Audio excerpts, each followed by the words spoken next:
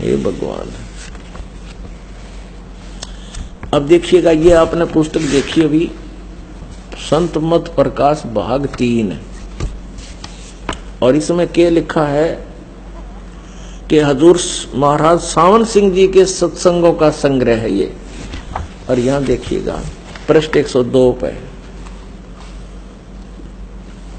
ये है संत मत प्रकाश भाग 3।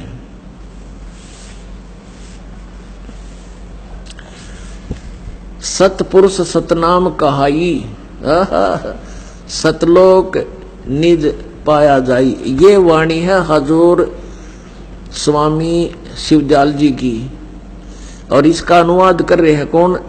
सावन सिंह जी। सतपुरुष सतनाम कहाई और सतलोक जिन पाया आई। देखियो रे, सचखंड या सतनाम, सचखंड या सतनाम ये चौथा लोक है, और सभी के अंदर है, हमारे अंदर है यू। अगर यह सतगुरु से राह लेकर मेहनत करके अंदर पर्दा खोल ले तो सचखंड पहुंच सकता है, पहुंच सकता है। ठीक है, अपने आत्माओं यहाँ के क्या ये देखना हमने कि सचखंड या सतनाम ये चौथा लोक है।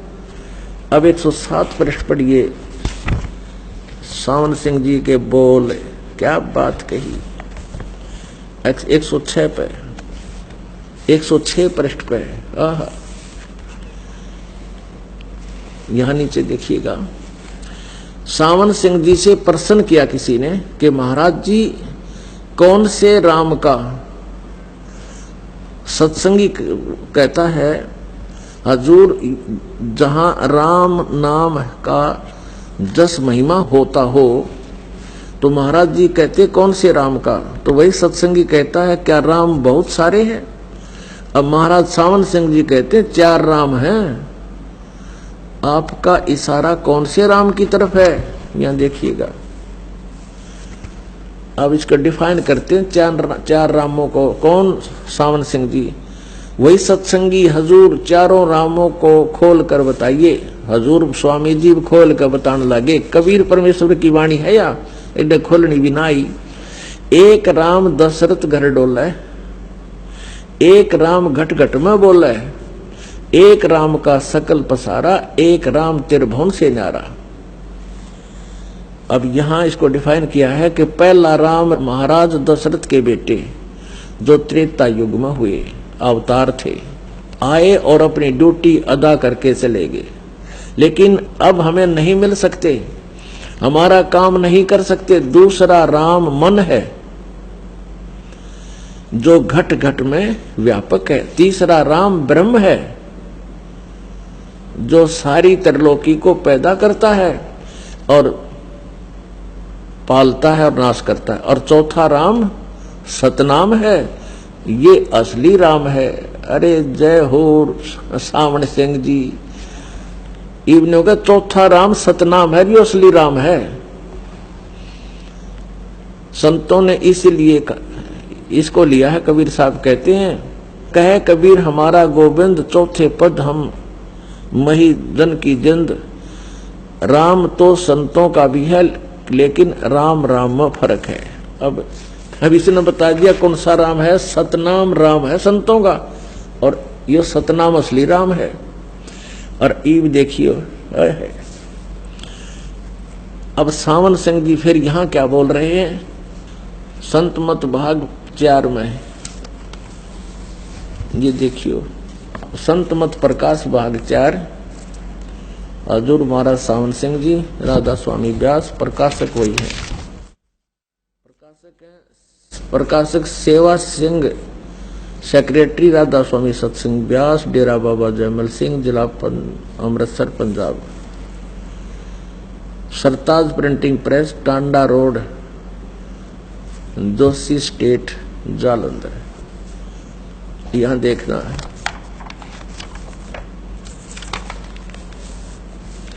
दो 261 पृष्ठ पे क्या कहा है?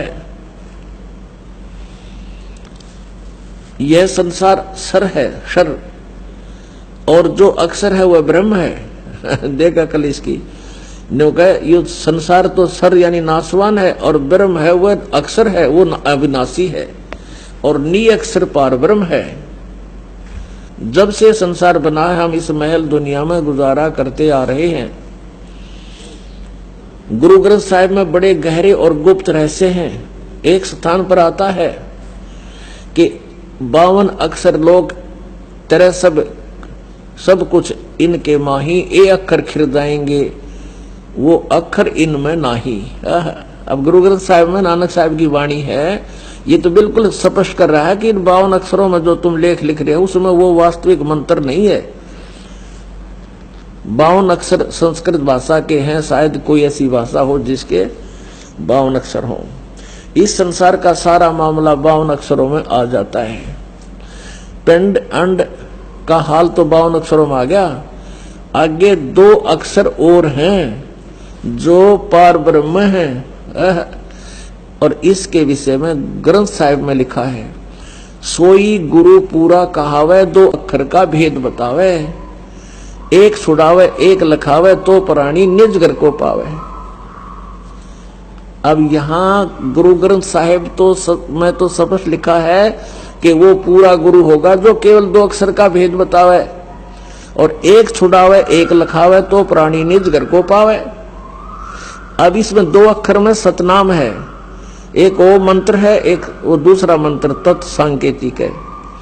ओम मंत्र का जाप हम ब्रह्म को दे देंगे, ब्रह्म का ही हमें छोड़ देगा, हम इसके काल से छूट जाएंगे। गीता जी अध्याय नंबर 18 के श्लोक नंबर 66 में कहा है कि सर्वधर्मान परित्यज माम एकम शरणम व्रज, मेरे सतर की सब पूजा मुझे छोड़ दे, तू उसके शरण में जा, फिर अहम तवा सर्व पापे मोक्षामि मा सोच।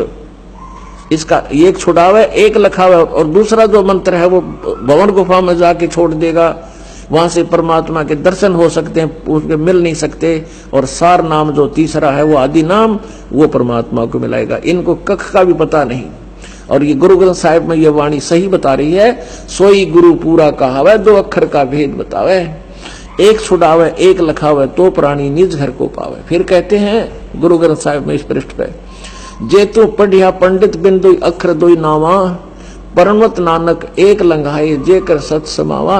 वो तीसरा आदि नाम उन 2 से न्यारा, जैसे तुलसीदास हाथरस वाले की में अभी आपने पढ़ा कि आदि नाम और सतनाम वो 2 अलग अलग हैं, ऐसे ही ये सतनाम तो 2 अक्षर का है और आदि नाम यो 1 अक्षर का अलग से है। आगे देखो, यदि तू गुणी हो ज्ञानी हो तो वे अक्षर बताओ, वे अक्षर पार ब्रह्म है। यो एक है सामण सिंह जी कह रहे हैं, वे अक्षर 2 तो पार ब्रह्म है, 1 अक्षर ने दुनिया बनाई और 1 ने सतलोक बनाया। अरे वाह, यही कबीर साहब कहते हैं, कहे कबीर अक्षर 2 भाख, होएगा खसम तो लेगा राख। कबीर साहब भी कहते हैं उस 2 अक्षर के भाख यानी उसका सुमरण कर, और वो नो कहे वो तो पार ब्रह्म पाओगे। ये खुद का लैंग्वेज अपना ये है कि वह आगे 2 अक्षर हैं जो पार ब्रह्म है। ये लोग मेरे पाछे पाओगे तुमने 2 अक्षर थे भूत बने पाछे। अब यहां देखो गुरु नानक साहब फिर कहते हैं, 1 अक्षर हरि मन वसै नानक होत निहाल। 1 अक्षर वो सार नाम की तरफ संकेत है। अब 262 पे 261 पे पढ़ दिया। एक स्थान पर फिर गुरु साहिब कहते हैं, वेद कतेब सिमरत सब शाश्वत इन पढ़ा मुक्त न होई, 1 अक्षर जो गुरुमुख जापै तिसकी निर्मल होई। 1 अक्षर वो सार नाम के ऊपर संकेत है आदि ग्रंथ साहिब में इतने में। अब ये क्या कहते हैं, वह अक्षर आपके अंदर है। ये डिफाइन कर रहा है सावन सिंह जी, इसको खोल नहीं पा रहा ढंग से, फिर अज्ञान आधार पर डिफाइन कर रहा है कि वह अक्षर आपके अंदर है और पार ब्रह्म जाकर मिलेंगे, हमारे पाछे मिल जाएगा वो अक्षर है। और ये तो खुद कहते हैं 1 अक्षर जो गुरुमुख जापे। गुरु ग्रंथ साहिब गुरु जी तो कह रहे हैं कि वो जाप करना है 1 अक्षर, और ये अज्ञानी कह रहा है वो तो आपके अंदर है, पार ब्रह्म मिल जाएगा। ये नो बोली